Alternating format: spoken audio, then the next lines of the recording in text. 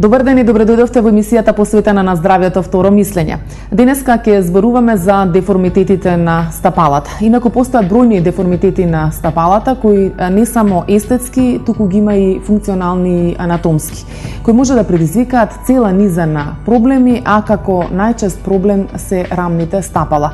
Со развојот на цивилизацијата се поголем број на деца се со рамни стапала, а тоа се наведува дека е намаленото движење на истите. Во медицината рамните стапала ги нарекуваме педес плани, а кај народот и дустабан, кој потекнува од турскиот збор дус рамен и табан стапало. Но за да обработиме убаво оваа денешна тема, си повикавме гостин во студио, кој што и така е стручен во оваа област, а тоа е доктор Александра Димова, ортопед. Добар ден и добро ни дојдовте во второ мислење. Добар ден.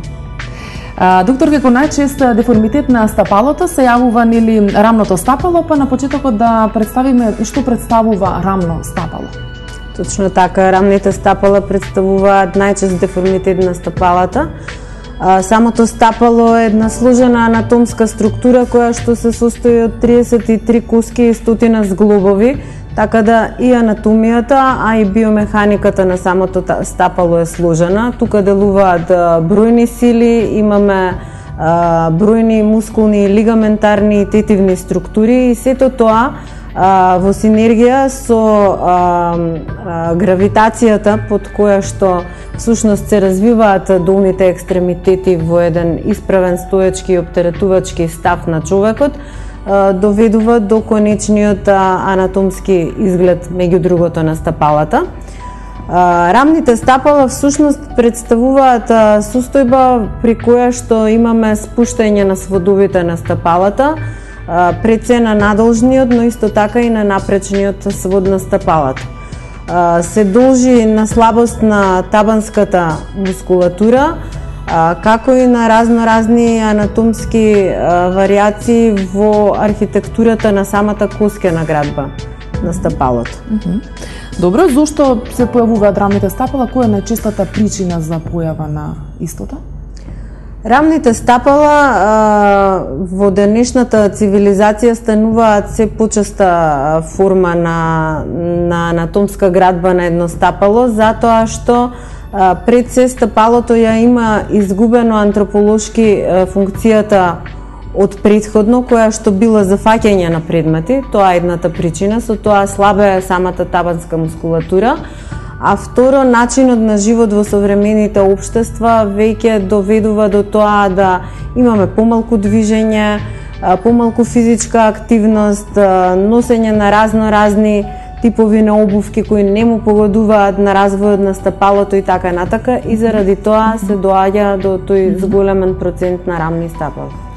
Ми доаѓа прашањето, ми се надоврзува на конкретнава тема, дали се работи за наследен фактор, дали рамното стапало може да биде наследено од предците, од фамилијата, или пак се работи за некој деформитет кој што се јавува со тек на времето?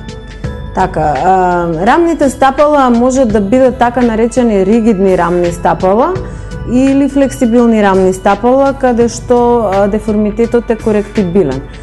Кога станува збор за првата група, која што и потежок деформитет, имаме влијание на разноразни генетски, но исто така и други екзогени фактори кои што доведуваат до оваа појава. Кога станува збор за флексибилните рамни стапала, иако и тука можеме да ја вклупиме генетската компонента, секако она што влијае на појавата на рамно стапало се и условите под кои тоа се развива. Односно, најчести грешки кои што се прават при развојот од страна на родителите, при првичниот развој на нивното дете е форсирање на оптеретувањето. Значи, исправање и застанување на нозе на детето кое што уште не е спремно за тоа. Со тоа првично може да се дојде до пореметување во мускулатурата на самиот табан, а понатака исто така влијае физичката активност, односно недвижењето, правилниот или неправилниот избор на обувки и така натака. Дали тоа значи дека додека се децата уште во најраната возраст кога проодуваат треба да носат чевлички или не треба да носат, треба да биде почесто босо или со чорапче? Што вели науката? Како треба да се постапува? Она што му погодува на стапалото е да биде бос. Значи најдобро се развива боса нога. Она што ја стимулира табанската мускулатура да јакне, да се развива и да ги формира тие сводови на стапалата, е меѓу другото одењето по така наречен нерамен терен со боса нога, а тоа се плажите, песочни, камени површини, тревнати површини, секаде каде што е безбедно детето да оди босо, тоа секако погодува на јакнење на табанската мускулатура. Децата се раѓаат со едно масно перниче на самото стапало, кое што во првите години од животот ја маскира таа структура на сводови на стапала, исто така и мускулите се уште млитави и многу е значајно во тие први неколку години од животот да се работи на јакнење и дефинитивно формирање на сводовите на стапалото. Еден од начините е токму ова одење босо. Исто така, одењето и скокањето на прсти е механизам кој што е јак на табанската мускулатура и тука доаѓаме до моментот не само одење босо, туку и правилниот избор на чевли. Значи, тие треба да се меки, лесни, еластични и да се свитливи и флексибилни во делот кај прстињата, за да овозможуваат детето да се подига на прсти во нив, за да овозможуваат кога се прави еден исчекор да се следи нормалниот пат на движење на самото стапало, за да правилно се јакне таа табанска мускулатура. Според ова што го кажувате, излегува дека е тотално погрешно да се носат ортопедски цврсти чевлички кои што може да се најдат на широко по продажните места на дете кое што тек проодава. Да, за проодување апсолутно е погрешно да се носат ригидни ортопедски чевли. Ортопедски чевли и ортопедски влошки кои имаат свое место во третманот на рамното стапало се ординираат во подоцнежниот развој на детето по индикација на специјалист и најчесто се изработуваат по мерка, значи тоа не се чевли кои што се купуваат комерцијално во продавници. Она што треба да биде еден стандарден избор на чевли во фазата кога детето ќе прооди се токму анатомски, меки, еластични, флексибилни обувки. Кажете ми, до која возраст се формира стапалото конечно, за да знаеме дали навидум само изгледа како рамно стапало и дека се уште има време кога да се дооформи? Има некоја возрастна граница, претпоставувам? Има неколку моменти кога можеме да го ловиме рамното стапало. Значи, напоменав и претходно, до третата година стапалото е маскирано и со масното перниче, исто така мускулатурата е се уште млитава, значи тука настанува веќе една прва пресвртница во развојот на стапалото, со тоа што треба да се знае дека децата во своите први 5-6 години од животот во однос на оските на нозете завземаат една позиција на така наречен физиолошки валгус, односно физиолошки X ноза, која што е развојна самокорективна фаза. И во таквата поставеност на оските на нозата и самиот свод на стапалата е делумно спуштен. Така да сето тоа треба да се земе во предвид при дијагностицирањето на рамните стапала. Исто така треба да се мисли на флексибилните рамни стапала, каде што кога детето, например, седи и ногата виси, сводот е неоптеретен, тој јасно се е формиран и се исцртува. Или пак кога детето ќе се подигне на прсти. Она што кај еднорамно стапало го гледаме клинички, кога го гледаме детето од назад, е една искривена позиција на самите ахиловите тиви и внатрешните зглупчиња на стапалото, и кога детето ќе се подигне на прсти кај флексибилните рамни стапала, таа оска се коригира. Значи, тие флексибилни рамни стапала се лесно подложни многу полесно подложни на корекција и тие знаат да бидат присутни до 5-та, 6-та, па и 7-та година од животот и без некаков посебен третман да се само коригираат, се додека значи правилно го усмеруваме детето по однос на ова одење босо, по однос на физички активности, по однос на правилниот избор на обувки и така натака. Дали значи дека после таа возраст, веќе од кога ќе се формира нели стапалото, се препорачуваат и анатомски влошки од кога веќе нема природно да се формира како што треба? Значи стапалото е втор момент кој што му доаѓа како едно поголемо оптеретување 7-8 годишната возраст на детето, односно школската возраст, кога почнуваат поголеми физички активности, оптеретувања и понатака пубертетот. Значи кога и хормонскиот статус се менува и така натака. Во сите тие моменти треба да се мисли на правилниот развој воопшто на мускулоскелетниот систем, меѓу другото и на стапалата. Секогаш се дава шанса, барем до таа некоја 10-12 годишна возраст, да природно се зајакне и развие сводот на стапалата, но тоа не значи дека исклучиво не треба и претходно да се ординираат чевли и влошки, доколку детето има клинички изразени симптоми, односно тоа се пред се болки.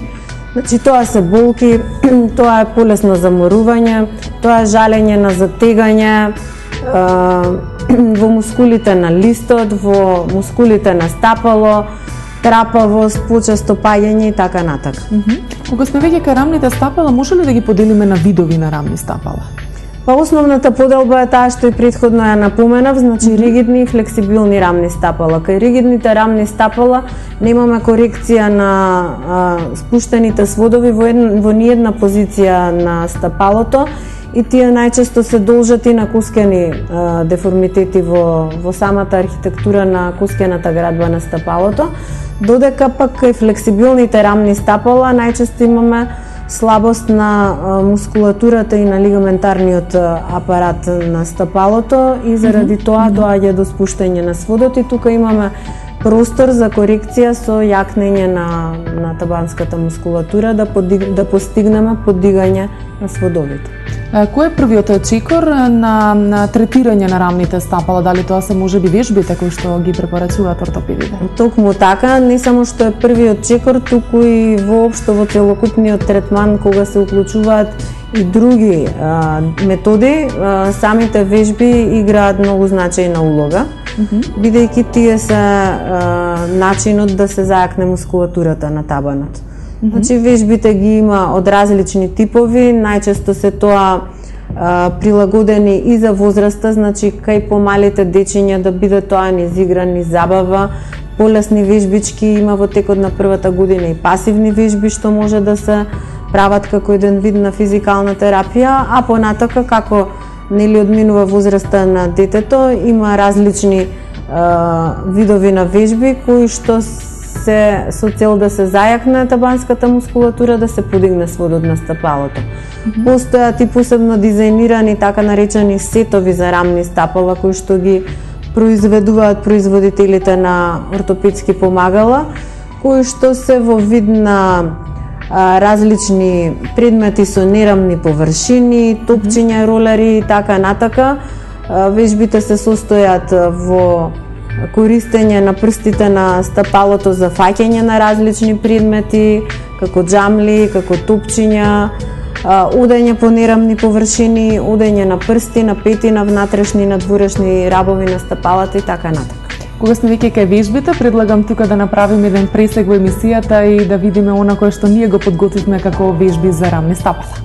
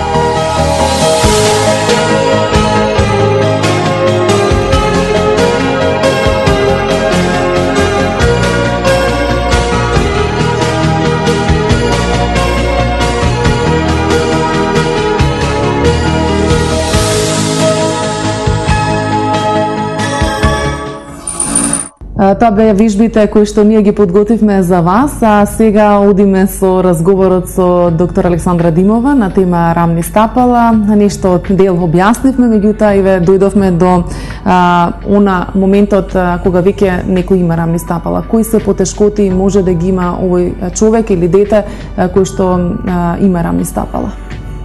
Човековото тело, мускулоскелетниот систем е всушност еден систем на лостови. Така да во тој систем на лостови, кога ќе се поремети една алка, еден зглоб, се пореметува сириски целиот систем. Она што прво страда се првите соседни зглобови, а тоа се колената. Значи, почнувајќи прво нели од скочните зглобови, па нагоре колената, може да се појават болки во колената, може да се појават болки во самите подколеници и во листовите, а понатака исто така може да се појават проблеми и болки во ербетот и едноставно да се јавуваат континуирани потешкоти во обавување и на секојдневните и на спортските активности. Освен на болките кои што може да се јават, како што кажавте, поради рамните стапала, дали може да настанат и деформитети на другиот дел од скелетот на човекот баш поради рамните стапала, лошо држење или самата неправилна позиција, која што дали е заради болката, дали е заради поинаквата поставеност на оските на нозете, секако дека може да повлече нагоре, ако не дефинитивни деформитети, тогаш секако мускулен дисбаланс и лошо држење на телото. Тоа од друга страна повторно ќе повлече болки и тоа е еден врзан круг кој што треба да се разбие. Тука негде завршуваме со општите запознавање на рамните стапала, сега одиме на можноста и начинот, третманот на лекување на рамните стапала. Кој би ги спомнале тука? Па всушност веќе го спомнавме главниот начин на третирање, тоа се вежбите.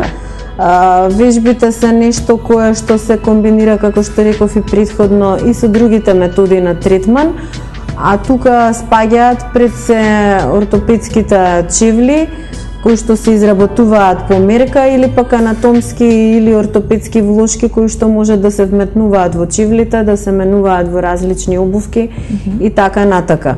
Што од ова ќе употребиме зависи од возраста, зависи од видот на рамното стапало, зависи од симптомите кои ги има или нема детето, значи не секогаш е нужно рамното стапало да се третира, доколку станува збор, да речеме, токму за флексибилното рамно стапало, кое што не дава никакви симптоми, детето нормално расте, се развива, учествува во спортски активности, имаме и врвни спортисти со рамни стапала, значи тоа никако не мора да го сватиме како некој сериозен проблем кој што ќе не овозможи во животот да правиме активности од било каков тип.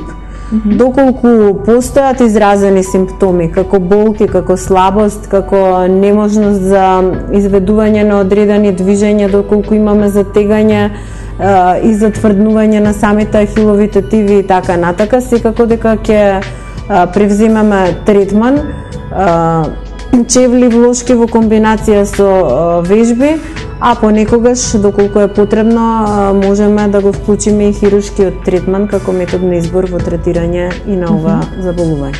Како се изведува, на што се работи кај хируршкиот третман?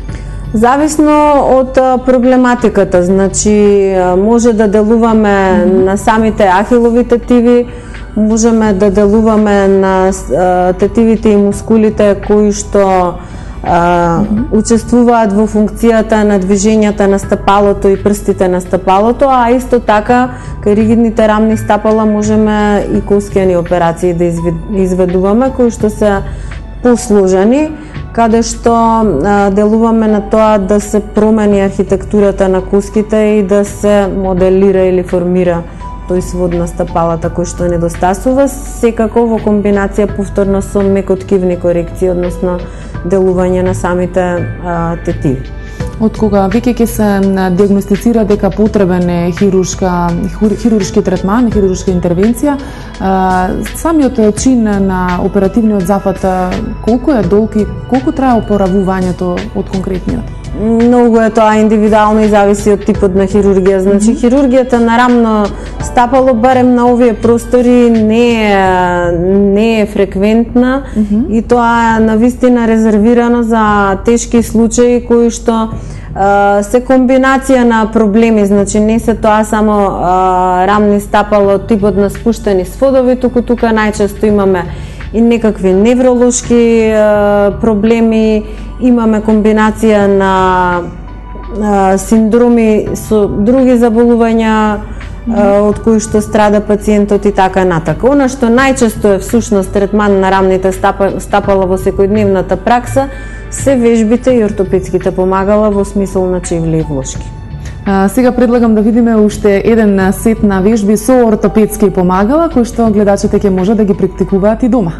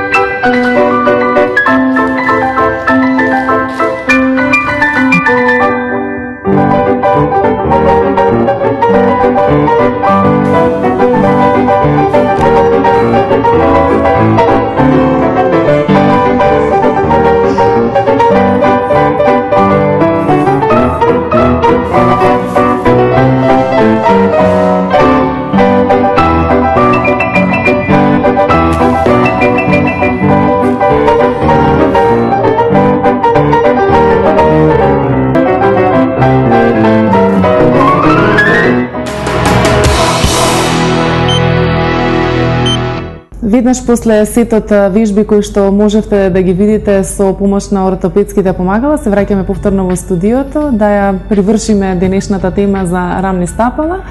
Застанавме баш кај хируршките интервенции, завршивме со нив дека тоа се така рече се исклучоци, повеќе се иде на вежби, на ортопедски помагала за да се постигне некое доведување на стапалото колку што може во нормална положба. Кажете ни во праксата како е, со што се среќавате? Дали има некоја возрастна група која што е најчесто со рамни стапала? Дали тоа се повеќе децата, дали се возрастните?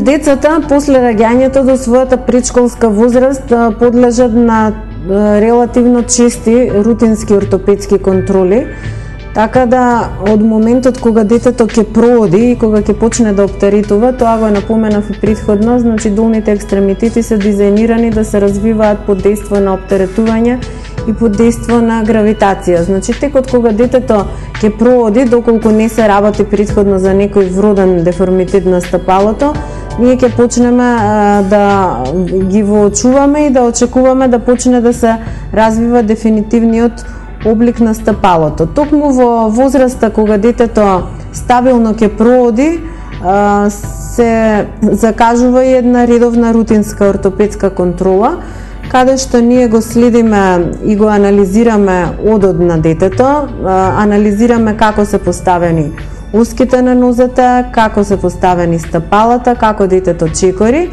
и тука всушност родителите ги добиваат првите насоки, првите смирници што треба да привземат за да се добие еден убав свод на стапалото кај нивните деца. Нормално секогаш нагласуваме дека на генетиката не можеме да избегаме, но токму затоа, доколку постои па и некоја семејна генетика за рамни стапала, уште повеќе да се обрне внимание на тоа што и претходно го напоменав, значи децата да се стимулираат да одат боси и во домашни услови и во услови посебно по нераментиран надвор, посебно во лето, нели по плажи, по дворчиња, за да тој нераментиран ја стимулира табанската мускулатура. Тука ги добиваат и препораките за чевлите, значи кога може детето да биде босо, кога не може да биде босо, да носи чевли кои што најмногу би ја имитирале на некој начин босата нога, значи кои би овозможувале детето слободно во нив да се подига на прсти. Децата до 3-та година многу често и одат на прсти или пак често се подигаат на прсти сакајќи да дофатат некој предмет, да отворат врата и така натака. Сето тоа се механизми кои делуваат стимулирачки на развојот на сводот на стапалото. Исто така во текот на тие први 3 години тоа масно пирниче кое што е присутно на табанот при раѓањето, полека под самото оптеретување се топи и овозможува да го видиме измоделираниот свод на стапалото. Значи, во таа првична фаза на проодување, практично не очекуваме да видиме свод на стапало, туку само да дадеме насоки и совети на родителите како до правилен развој на стапалата. Понатака некаде околу 3-4 годишна возраст повторно има рутински ортопедски преглед, каде што веќе можеме да очекуваме да почне да гледаме развој на сводот на стапалото. Значи, отприлика тоа е најголемата група на пациенти, условно кажано, кои што се јавуваат во ортопедска амбуланта за да се диагностицира или исклучи рамно стапало, иако тоа не е возраст кога ние можеме дефинитивно да диагностицираме рамно стапало. Најчесто на таа возраст се уште се сводовите спуштени, млитави, се уште е присутен физиолошкиот валгус кој дополнително делува да е внатрешниот раб на стапалото спуштен, и тука повторно се зборува и за изборот на чевли и за начинот на јакнење на табанската мускулатура. Значи детето се следи најредовно се до таа некоја школска возраст од 6-7 години, кога веќе очекуваме дефинитивно да почне да се подига сводот на стапалото. Во возрастната група на пациенти секако дека исто така се јавуваат пациенти со рамни стапала кои што најчесто доаѓаат заради симптоматологија во вид на болки, дали на самите стапала, дали доаѓа поради лошото оптеретување до воспалителни процеси на самата така наречена плантарна фасција. Тоа е фасција која го обложува мускулниот слој на табанот. Дали доаѓа до болки во подколениците, болки во колената, болки во половината, во орбетот, значи тоа се причините кои што ќе ги натераат да се јават во ортопедска амбуланта, и тука веќе дискутираме околу третманот. На таа возраст веќе вежбите не можат нешто многу што да постигнат, меѓутоа тука веќе ординираме најчесто анатомски влошки. Во денешно време, значи, истите можат да се прават според дигитален отисок на самото стопало, да се измоделираат индивидуално, значи на секого, и да се олесни таа симптоматологија, да се амортизира лошото оптеретување на стапалото, а со тоа и на целите долни екстремитети. Дали тоа значи дека само пациентите, односно децата кои што се пациенти, кај нив може да се направи целосна корекција на рамното стапало, и со вежби, со влошки и со се, за да понатака како возрастни го немаат веќе тој деформитет, додека кај возрастните тоа може само да се подобри како состојба и олесни. Значи, кај возрастните можеме да делуваме симптоматски, да им се отстранат симптомите, додека кај децата, затоа, значи, се и тие чести следења и ортопедски контроли во првите години од животот, можеме да делуваме превентивно. Напоменав и претходно, уште на првите контроли како новороденче, кога доаѓа бебето пред се тогаш за скрининг на колкови, но исто така и за целосен ортопедски преглед и давање на совети што понатака. Треба да се напомене да не се форсира вертикализацијата на детето, да се остави тоа да си тече по природен пат, да се стимулира природниот развој на моториката на детето преку лазење и самостојно исправање и вертикализирање, за да дојде до правилни биомеханички оптеретувања на самото стапало. Детето ќе прооди во оној момент кога и сигналот од централниот нервен систем ќе делува дека оно е спремно да тргне самостојно да чекори, и тогаш се оди во една синергија физиологијата, анатомијата, на развој на мускулоскелетните структури, центарот за рамнотежа и една генерална психомоторна координација. Што е со ние помагала за во детската возраст пред проодување на тркалца во кои што ги ставаат децата да се движат? Дали и на тоа треба да се внимава? Дали смеат да се ставаат и на која месечна возраст треба да се стават? Дали треба да се одложат за подоцна? Да, тоа е исто едно од често поставуваните прашања во ортопедската пракса. И токму заради ова што претходно го зборував, значи заради моториката на развојот, подвижните мобилните дубаци не ги советуваме и не ги препорачуваме. Вертикализацијата на детето не треба да оди насилно, не треба вештачки против гравитацијата да се постави во дубак во кој што всушност детето не ни чувствува никаков баланс, туку само механички движејќи со нозата се поместува од едно до друго место. Правилниот моторен развој треба да оди преку пролазување, каде што детето самостојно си ја совладува и гравитацијата и тродимензионалноста на просторот, понатака лазејќи самото ќе се докачи за некој предмет, за некој дел од мебел или слично и ќе се подигне на нозе, ќе се вертикализира, ќе оптерети, па понатака ќе почне полека да се придвижува преку префаќања по делови на мебелот и на крај спонтано ќе се пушти да чекори, и тоа би била таа идеална линија на развој, моторен и психомоторен на детето, кој што доведува до дете кое што е балансирано, стабилно, координирано. Таквите деца помалце паѓаат, подобро се снаоѓаат низ просторот, помалце се удираат и, што е најбитно, многу полесно учат понатака и прифаќаат нови моторички вештини. Доктор Димова, ви благодарам на денешното гостување во Второ мислење. Мислам дека одговоривме на многу дилеми и прашања во врска со рамните стапала или пак општи упатства за што се тоа рамни стапала и кои се вежби треба да се прават. Ви благодарам што бевте гостин во Второ мислење. Ви благодарам вас на поканата. Драги мои, вас ви благодарам на вашето внимание кое што ни го посветивте денеска. Се надам дека бевме интересни. Се гледаме во следна прилика со следна тема. Секое добро.